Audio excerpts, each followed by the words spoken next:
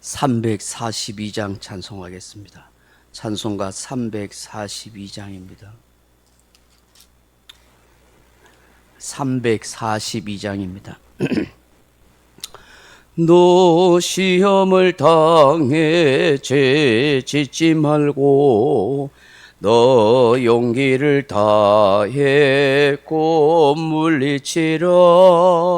너 시험을 이겨 새 힘을 얻고 주 예수를 믿어 늘 승리하라. 우리 구주의 힘과 그의 위로를 빌라. 주님 내 편에 서서 항상 도우시리.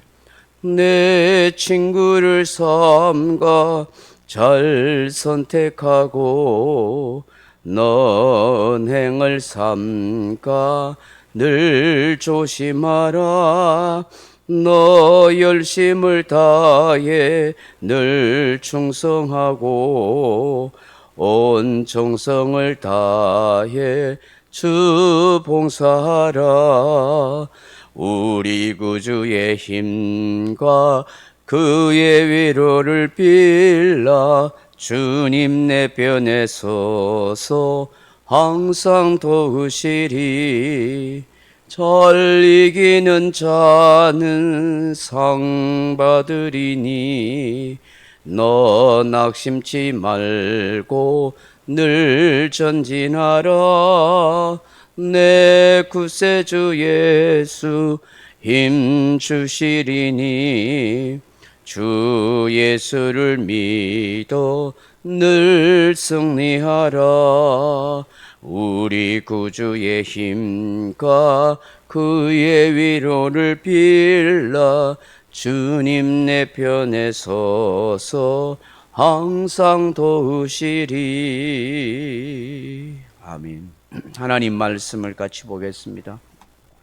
히브리서 6장 4절에서 6절 말씀입니다. 히브리서 6장 4절에서 6절 말씀입니다.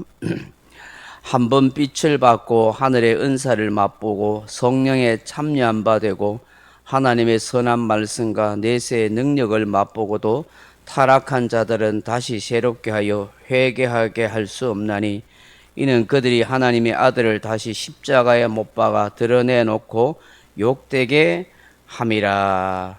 아멘.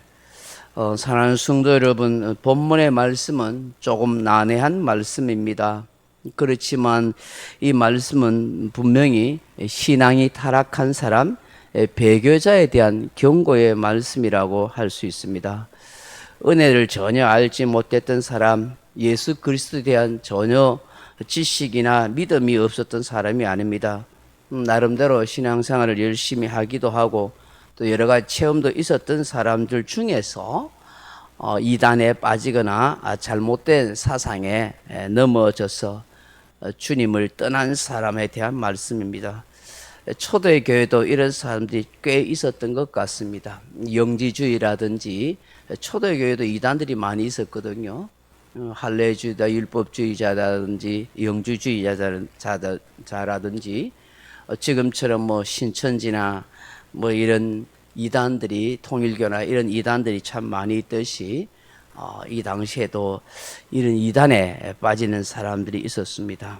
오늘 본문에 보시면은 어떤 사람들이 이렇게 타락했는가 하는 것을 본문에 말씀하고 있습니다. 첫째로 보니까 한번 빛을 받았다라고 말합니다.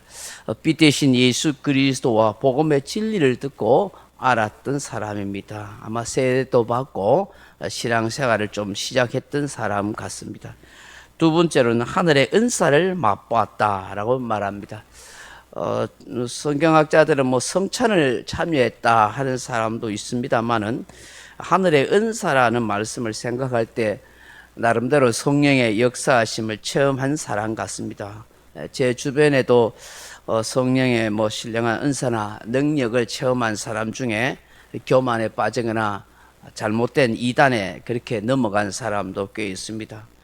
개인 체험이 나름대로 있지만 하나님과의 그 깊은 인격적인 만남이나 성경에 대한 분명한 지식이 없으니까 이런 깨달음이 없어서 이단에 넘어가는 사람들도 있는 것을 보게 됩니다.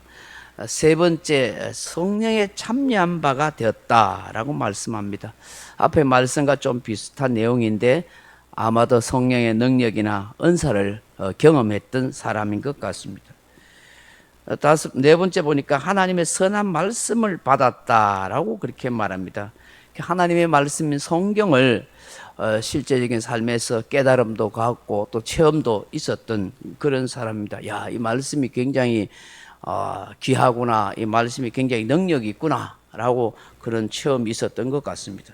심지어는 5째 보니까 내세의 능력을 맛보았다라고 그렇게 말합니다.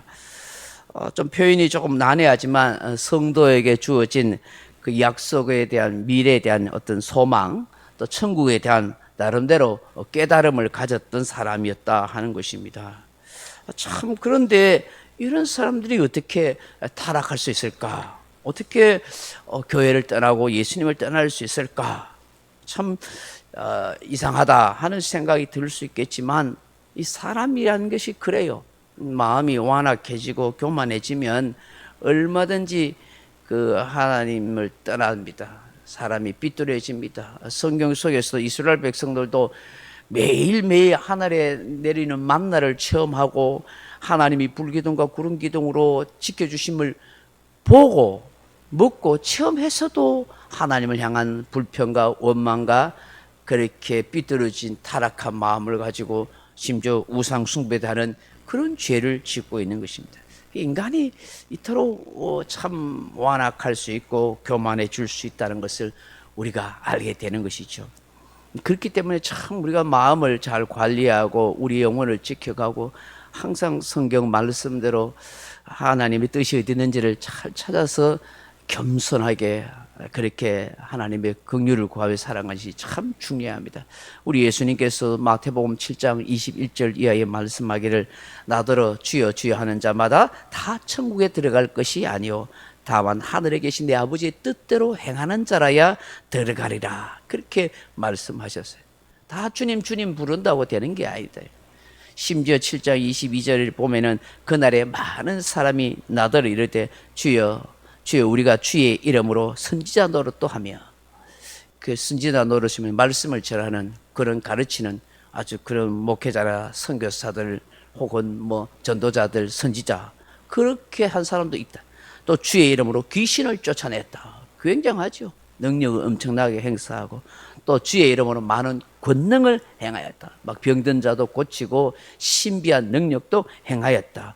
그런데 주님께서 뭐라고 말합니다. 그때 내가 그들에게 밝히 말하되 내가 너희를 도무지 알지 못하니 불법을 행하는 자들아 내게서 떠나가라 하리라. 주님 그런 사람 모른다는 거야. 불법을 행했다. 하나님께서 예수님께서 그런 사람을 버린다. 그렇게 말씀합니다. 왜 이런 말씀을 합니까? 놀라운 하나님의 은혜의 역사를 체험하고 주께서 주시는 그런 큰 능력으로 주의 일을 많이 한다고 했지만 결국 하나님 보시기에 하나님 뜻대로 하지 아니하고 타락하거나 자기의 욕망과 자기의 영광을 취하며 살아가는 사람들이 있더라 하는 것이십시오. 여러분 생각해 보십시오. 가룟 유다가 어떠합니까? 그가 주님의 놀라운 능력의 말씀을 경험하고 주님께서 행하는 숱한 기적들을 현장에서 체험해 가지 않았습니까? 심지어 전도 훈련을 갔을 때에 예수님의 이름으로 귀신도 쫓아내는 그런 놀라운 역사를 경험했습니다. 그런데 돈 때문에 마음이 타락해서 예수님을 팔아넘기고 말았습니다. 요한 3서에 나오는 디오드르베 같은 사람도 있습니다.